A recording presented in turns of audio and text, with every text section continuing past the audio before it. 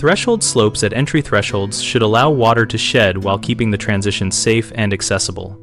For house construction, aim for a practical threshold slope that balances drainage and accessibility by keeping the rise low and the run long.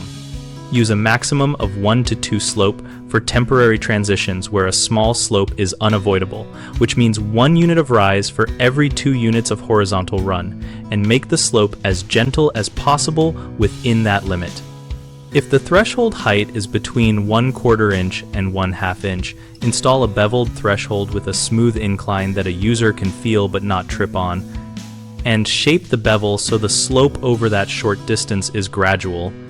For any threshold higher than 1/2 inch, provide a properly sized ramp or adjust the surrounding finish to reduce the vertical change to meet accessibility expectations. Slope the exterior surface away from the door at a slightly steeper pitch than the interior threshold slope to force water away without creating a barrier. Seal joints and add a small drip edge or overhang where the threshold meets weather exposure to limit water intrusion while preserving the shallow slope you designed.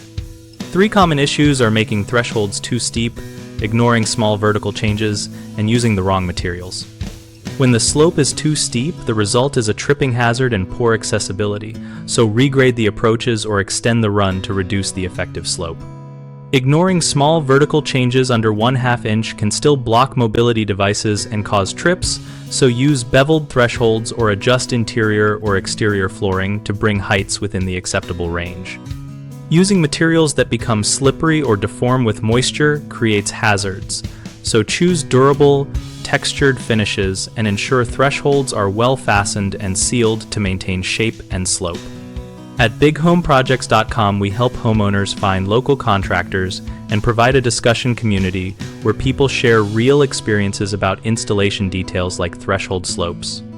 We also help contractors find work by connecting them with homeowners who need projects and want practical guidance.